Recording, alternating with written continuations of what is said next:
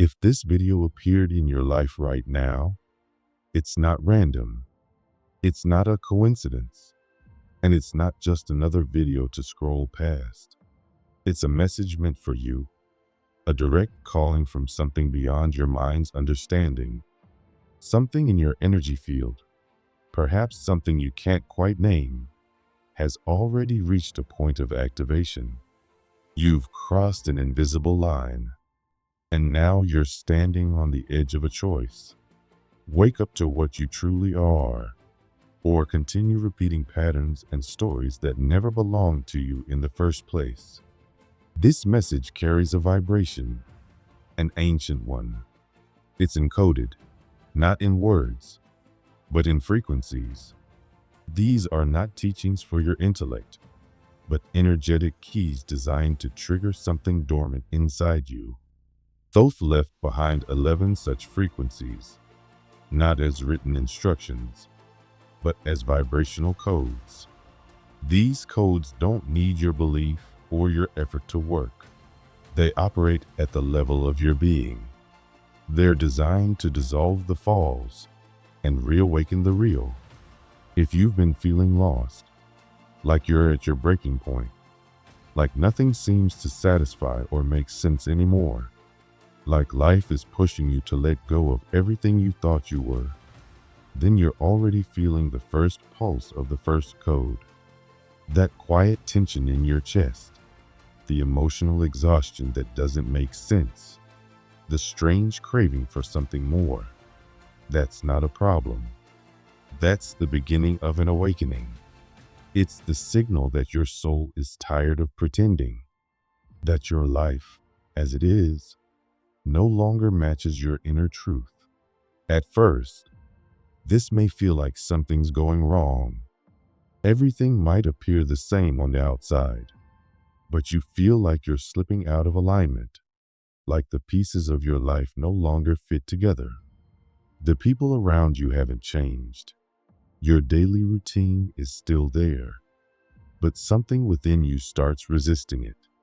The roles you once played no longer feel natural. You feel like you're going through the motions of someone else's life. It's a subtle but undeniable shift, and even though it brings confusion and discomfort, it's not a mistake. It's a sacred signal.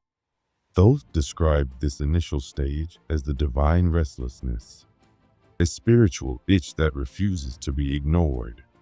It's not loud. It doesn't scream. It doesn't give you a clear direction. It simply whispers through your discomfort. It tugs gently at your soul. It doesn't hurt like a wound, but it feels like an invisible emptiness, like you're standing at the edge of a story that has run its course. Your mind may try to explain it away, to rationalize it, to dismiss it as stress or fatigue, but your body knows better.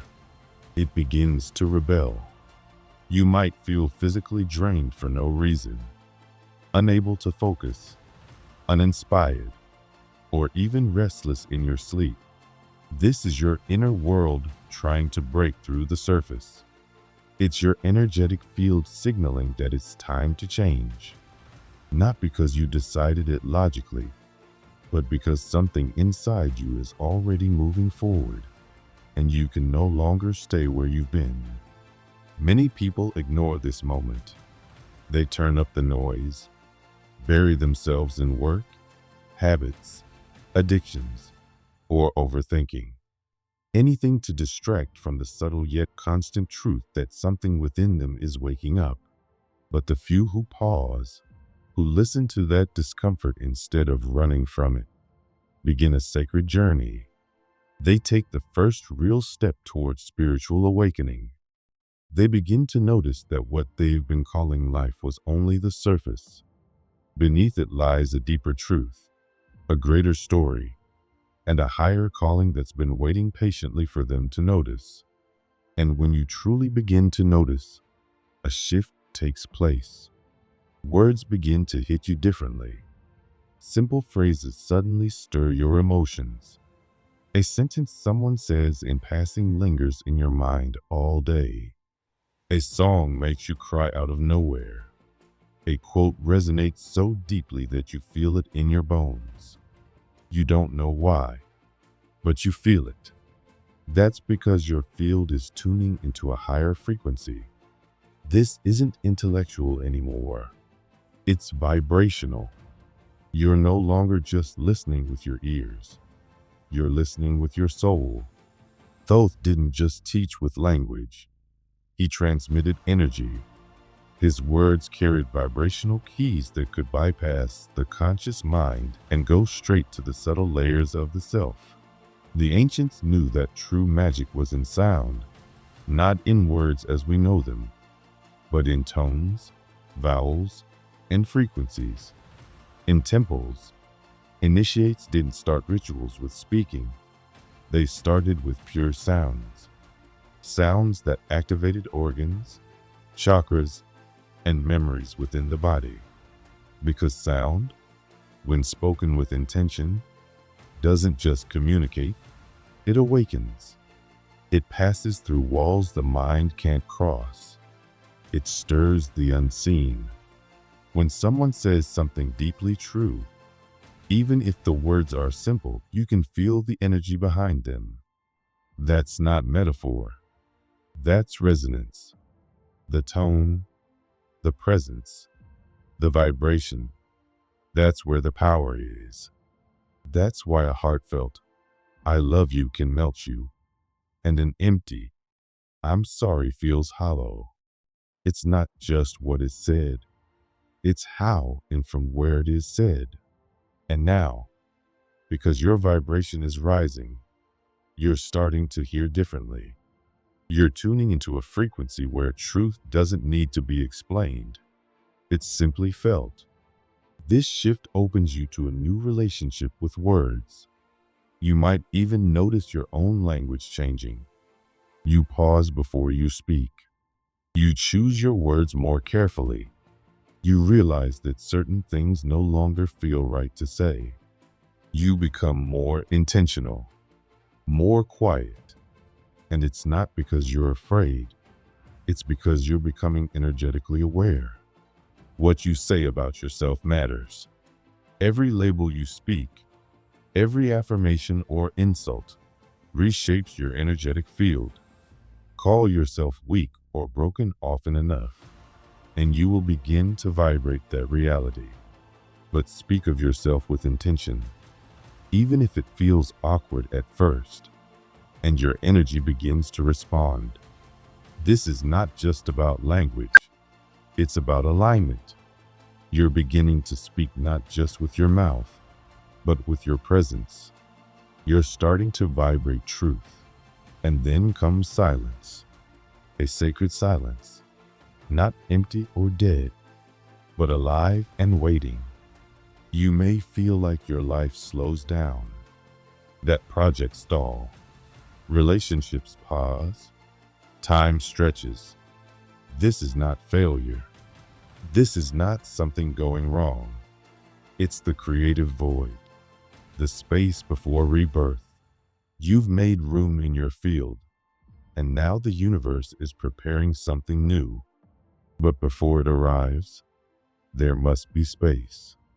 Before anything is born, there is a womb. Before the first word, there is stillness. This silence, this slowing, is not the absence of progress. It is the sacred pause. The ancient ones honored it. They knew that the void is the place where spirit breathes. But the mind hates this part. It will try to fill the space with thoughts, noise, distractions, anything to avoid the unknown. The void feels uncomfortable because it reflects what you haven't yet faced. It holds up a mirror. It invites you to look at the parts of yourself that were buried, forgotten, suppressed. But this is where true freedom begins. This space between the old and the new is not a loss. It's a passage. You are not dying. You are being reborn. And in this space, your true voice comes back. Not the voice that echoes what others taught you to believe, but the voice of your soul. When you stay in the stillness, without trying to fix, force, or understand, something subtle begins to awaken. Ideas return. Clarity flows. Your body relaxes. You begin to feel a new energy forming in your field. This is where the next level of creation begins. Because once your voice returns, once you've found stillness inside the void, you begin to understand the real power of your sound. You're not just a receiver of vibration. You are a transmitter. What you speak into the world is not just expression, it is creation. Every word you say carries a frequency, and that frequency first shapes your inner world, then reflects outward into the field around you. You are constantly creating with your voice. The ancient teachers knew this. That's why they didn't speak casually. They treated sound as sacred. Words were used with care, intention, and presence. Because when sound is aligned with truth, it moves reality. It doesn't matter how loud or poetic it is. What matters is the state it comes from. An honest whisper carries more power than a loud speech full of ego. A simple prayer, when spoken from the heart, can shift your entire vibration. This isn't just about what you say. It's about how you say it. And more importantly, who you are when you say it. Words born from fear feed fear. Words born from love activate healing. Even your thoughts, though silent, are sounds in the subtle field. They shape your reality just as powerfully as spoken words. You're casting spells with every sentence you speak about yourself and your life. And now you're starting to notice the vibration of your own voice. You're becoming aware of how your words affect your body, your energy, your outcomes. This is the beginning of becoming a conscious creator, not by effort, but by presence. By realizing that your voice isn't just sound, it's a sacred instrument. And when you align your inner world with your outer expression, the universe listens, not to the surface, but to the vibration underneath, and it responds. If you've made it this far, it means one or more of these codes have already started to activate in you. Not because you fully understand them, but because you feel them. And feeling is the first step toward remembering. There's more to come. The next codes build on this foundation. And as they begin to awaken, you will not only hear the truth, you will become it. Your words carry far more power than most people realize. Every sound you speak reveals your current vibration, your energetic state, your emotional alignment, your spiritual clarity. Your speech is not just about expressing ideas. It is a mirror that reflects what you are truly vibrating inside.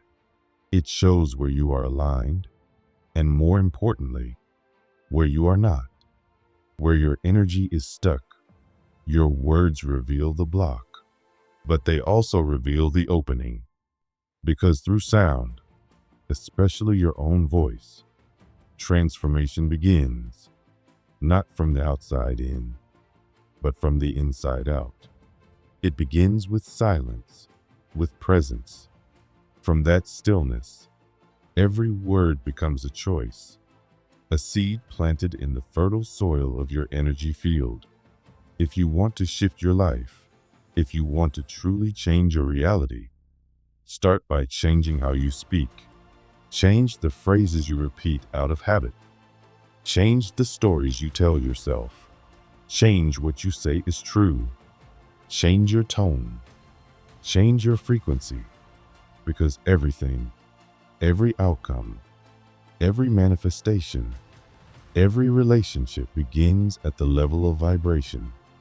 And sound is the first visible sign of vibration made manifest. The words you speak are either building a new world or rebuilding the cage that holds you. You may say you're trying to change your life, but if your words are repeating limitation, doubt, fear, and old pain, then you are anchoring those patterns into your field all over again. This is the turning point. This is where you begin to realize that your voice is a creative instrument, not just a tool for communication. And when you reach this awareness, a deeper question rises. Do I actually live the truths I speak?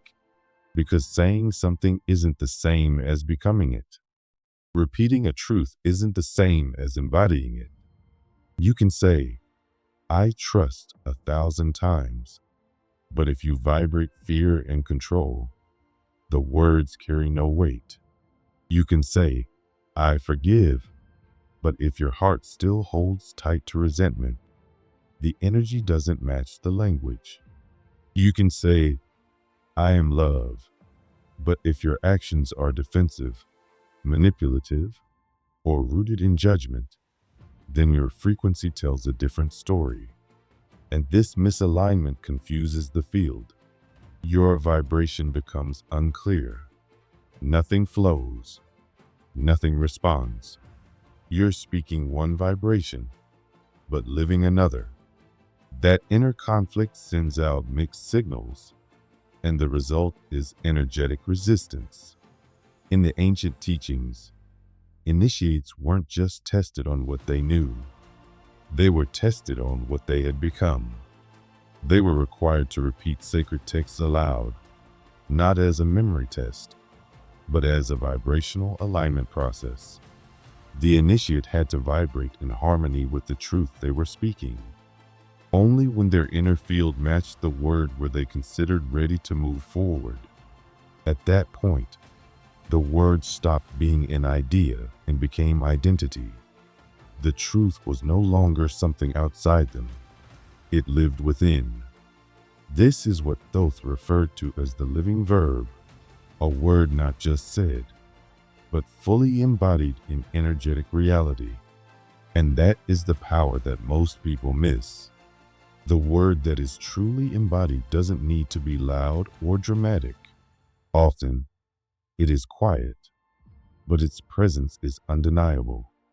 It radiates. It shifts energy. It affects space. It changes the atmosphere around the person. Because it's not just what they say, it's who they are. Their vibration carries the truth. Their frequency is the message. And that's the difference between performance and presence. You can say beautiful things and still not live them. You can recite affirmations and still vibrate doubt. You can preach love and still carry unhealed wounds. But when your words rise from real experience, when they come from pain you've healed, lessons you've learned, choices you've made with full awareness, those words carry weight. They are not just sounds. They are energy in motion. They are magnetic. They open doors, shift timelines, create new pathways. This is the spiritual technology of the embodied word. It doesn't come from effort or performance. It comes from alignment, from coherence. When your thoughts, words, emotions, and actions are all pointing in the same direction, reality starts to respond, not slowly, but immediately. Because now, your signal is clear. Your vibration is unified. Your word is alive.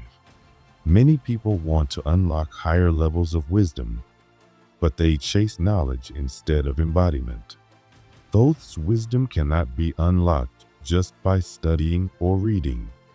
It opens itself layer by layer to the one who lives what they have already received. Wisdom that is not lived becomes stagnant. It clogs the energetic system. It weighs you down. But wisdom that is embodied expands. It breathes. It becomes your guide. So the real question isn't, what else do I need to learn? The real question is, what truth do I already know, but haven't yet become? How many sacred words do you speak without living their essence? How many mantras do you repeat without integrating their vibration into your daily life? This is the moment when the inner eye begins to open. You realize that not everything you say is truly lived, and a new level of perception starts to rise. You begin to question not just what you speak, but how you see, because your outer eyes show you form, shape, objects, people, and events, but your spirit perceives something deeper. While the average person sees life as a series of situations, challenges, facts, and objects, someone who has begun to awaken starts to experience life as a mirror. Everything becomes symbolic. Every situation, every delay, every conversation becomes a message. Thoth never spoke in straight lines. His wisdom came in layers, wrapped in numbers, symbols, shapes, sounds, and even silence. He didn't hand you answers.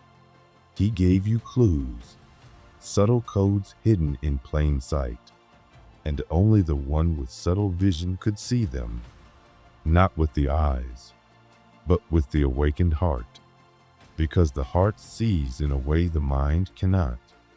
The heart senses energy. It perceives truth. It recognizes alignment or distortion instantly, even if logic cannot explain why.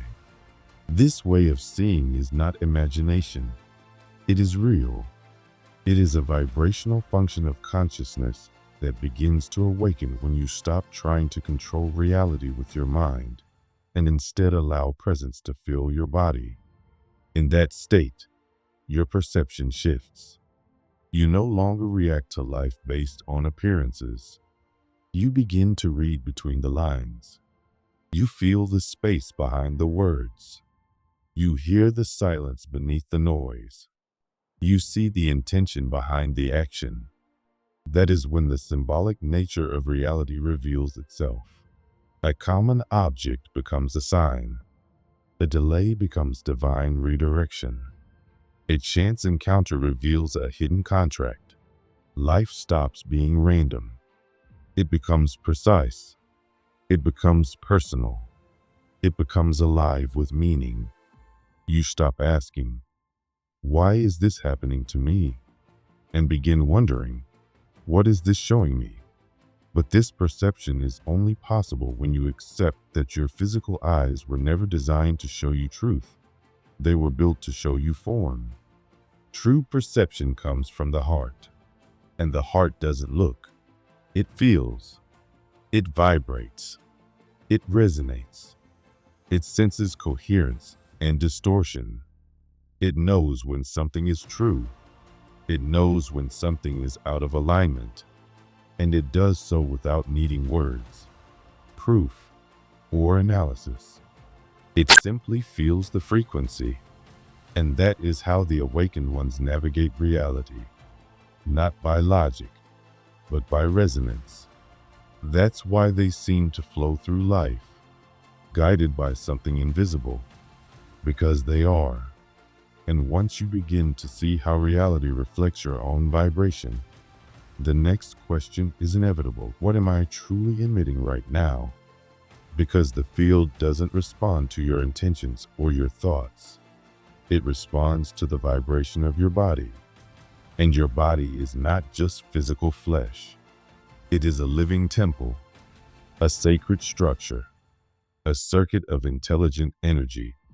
Thoth taught that the body holds pieces of the divine. Each cell is a point of light. Each organ holds an archetype. The liver carries the warrior. The heart holds divine love. The kidneys store ancient fear. The womb or prostate contains creative fire. Every part of your being is encoded with spiritual information, but those codes only activate when you are present within your body. Most people are not. They live in their heads, disconnected from the temple they were given. They ignore their pain, suppress their tension, push through discomfort without ever listening to the body's message. But the body doesn't reveal its wisdom under pressure. It only opens in presence, in love, in attention, in slowness. When you breathe with awareness, when you walk with feeling, when you stretch with intention, when you listen not just with your ears, but with your entire field, your body begins to speak. It begins to organize your mind. It begins to tune your emotions.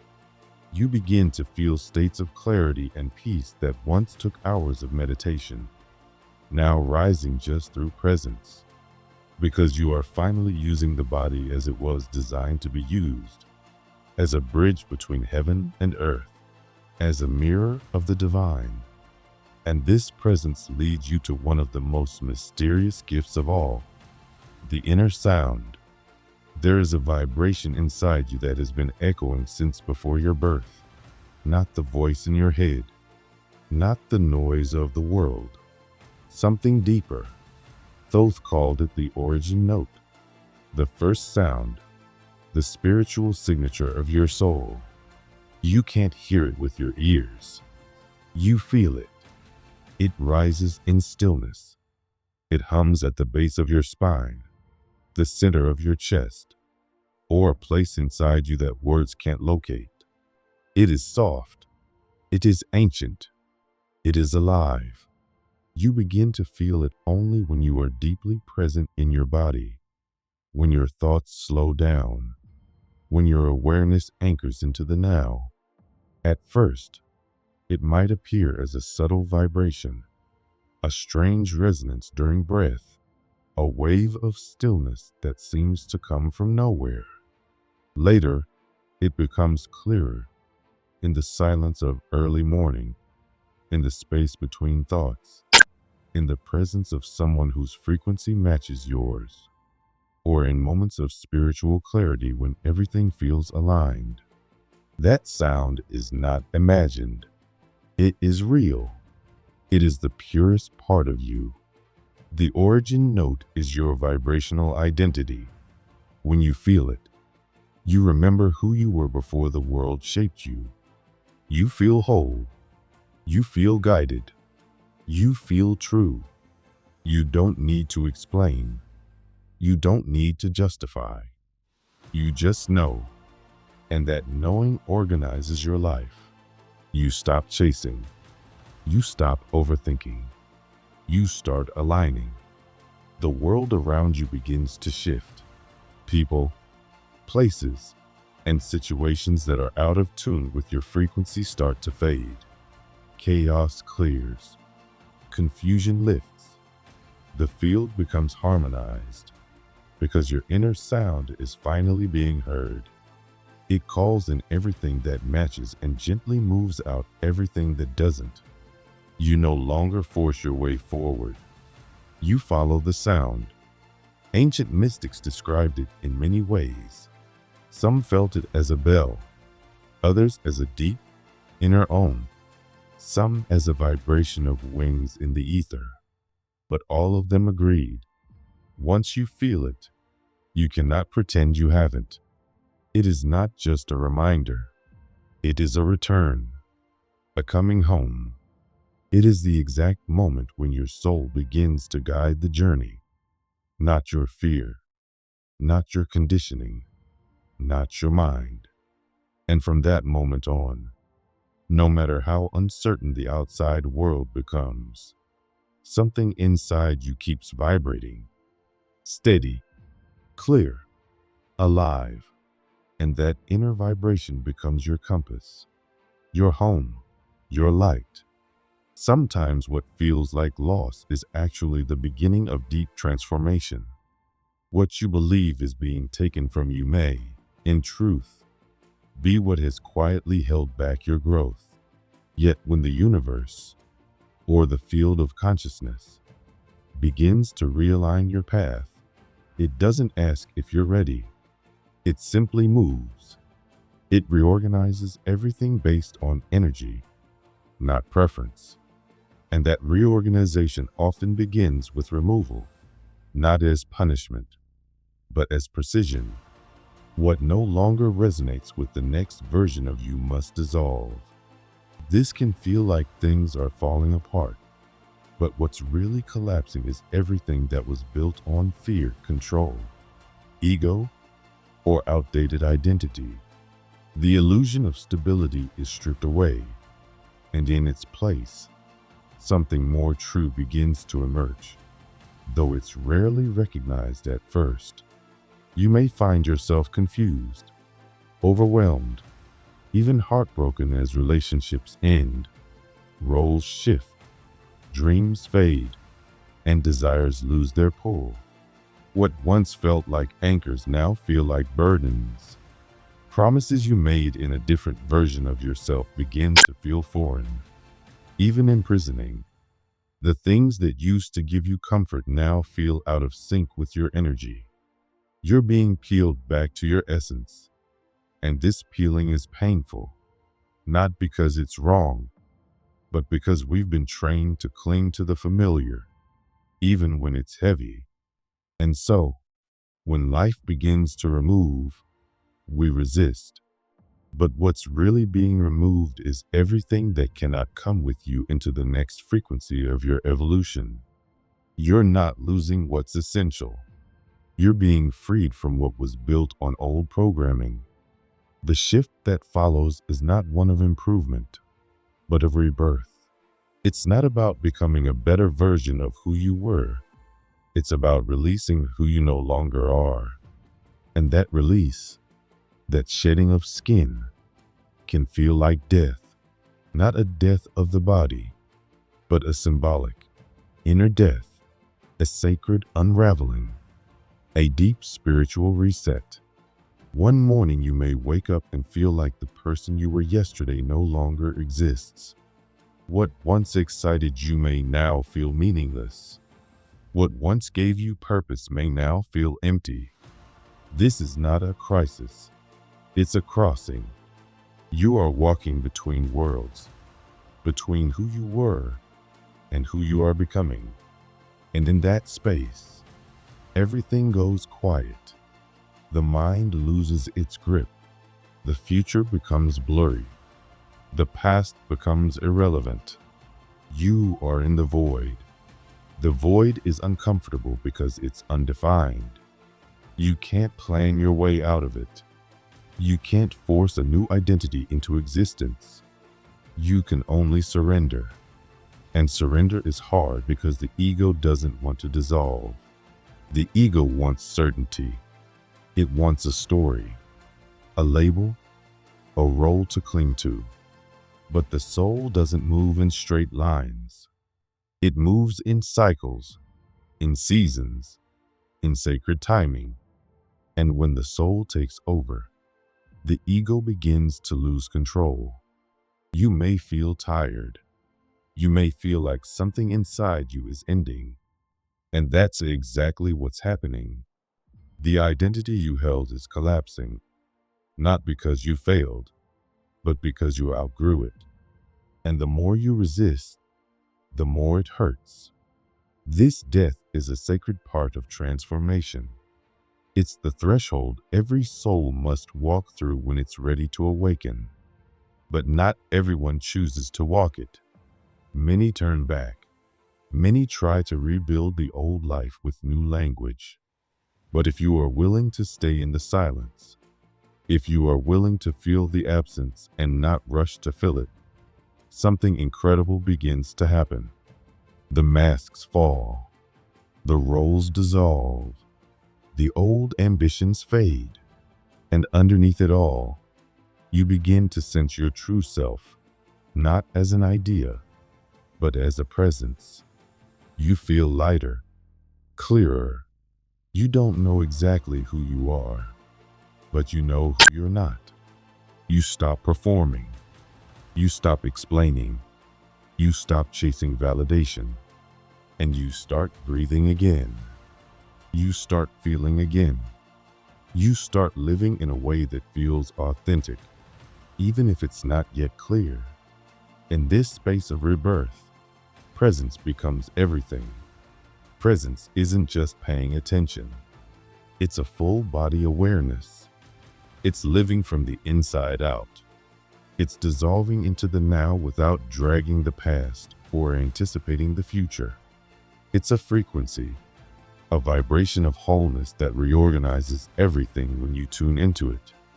When you are fully present, the field around you begins to shift. Your cells remember how to heal. Your emotions settle. Your thoughts slow down. You are no longer reacting from old wounds. You are responding from deep awareness.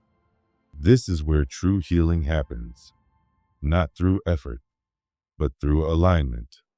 And alignment begins with the smallest gestures. A conscious breath, a moment of silence, a sound spoken not with the mouth, but with the whole body, a word declared with full intention. Presence is the altar, and you are both the priest and the offering. Your awareness is the gateway through which transformation enters. And that's why the ancients practiced stillness, not as avoidance, but as activation. Even 3 breaths of silence can start to shift your field. Even one vowel chanted with intention can open the heart. Even one word spoken with clarity can reprogram your reality. Once you are present, you are ready to choose, not just with words, but with vibration. Every action, every thought, every feeling is a choice, a spell, a command. Most people think choice only happens in big decisions, but real spiritual choice happens in the quietest moments.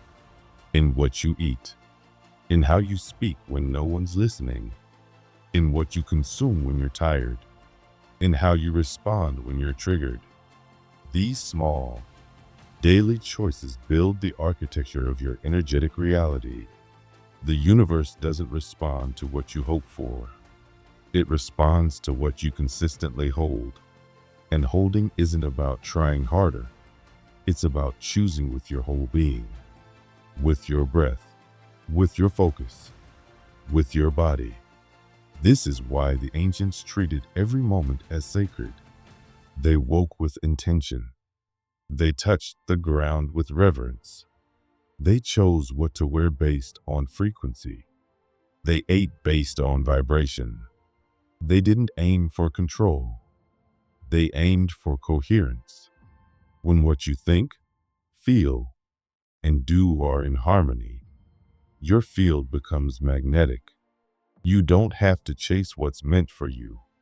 It starts arriving on its own, not because you manipulated it, but because you aligned with it. And then, slowly, you begin to remember that you are not separate from the sky above. The stars are not distant. The planets are not external forces. They are reflections of your own inner movements. You are the sky embodied. You are the universe in motion. Astrology, in its original form, wasn't about prediction. It was about recognition. Every planetary shift, every alignment, every eclipse is a reminder of something already stirring within you. When Mars moves, action wants to be expressed through you. When Venus glows, love is asking to emerge. When Saturn brings limits, maturity is being called forth. The sky doesn't control your life. It mirrors your vibration. And when you learn to read it, not as fortune-telling, but as reflection, you begin to live with cosmic awareness. Your birth chart isn't a sentence. It's a map, a memory, a vibrational echo of your soul's intention. In ancient temples, it wasn't used to tell the future. It was used to awaken the mission, to activate the frequency you came here to embody. If you were born under Mercury, you were meant to be a bridge between worlds, to speak what others can't say. If you were aligned with Jupiter, you were here to expand, to bring wisdom. But these truths can only awaken when the ego goes quiet. As long as you are chasing approval, status, or control, the language of the sky will feel distant. But when you surrender, when you listen, it begins to speak through your body. You feel it as a shiver, a knowing, a deep pull. You aren't imagining it. Your soul is responding to its origin. That's why your daily alignment matters so much. Not just as a routine, but as a sacred practice. When you wake, breathe deeply, not just for air, but for awareness. Sit in silence, not to escape noise, but to listen beyond it. Let sound move through you, not to perform, but to vibrate. Speak with intention, not to impress, but to encode. Place your hand on your heart and say, I am the code, not as a mantra, but as a remembering. These small acts, when done with awareness, begin to rewire your field. The breath clears, the silence aligns, the sound activates, the word anchors, and your entire system begins to shift into coherence. And then, as all effort begins to drop away, something entirely new begins to emerge. A quiet light, a silent frequency, a state beyond seeking. The body still breathes, the mind still thinks, but the inner urgency is gone. You are no longer chasing. You are being. This light doesn't make a sound. It doesn't need to. It simply is. Thoth called this the silent light, the presence that has always been there, waiting for the seeker to stop running. It's not a light that shines externally. It's the light you become when you no longer need to become anything. This is the peak of the path, not a grand revelation, but the end of needing one. You are no longer looking for the code. You realize you are the code. You don't need to earn your place. You've always been it. The journey was never about reaching something outside of you. It was about remembering what has always lived within you. And in that remembering, all the questions fall away. All the effort dissolves. All the noise goes silent. And what remains is a presence so whole, so complete, it needs no explanation. If you feel something moving in your chest right now, if something in your body knows even before your mind catches up, it means the activation has already begun. You didn't arrive here by accident. You were called. Your field brought you here. And now, you get to choose. You get to remember. Say it out loud, not for anyone else but for yourself. I am the code. I am ready to remember. Let that be the vibration you hold. Let that be the signal you send. Not because it's just words, but because it's who you've always been.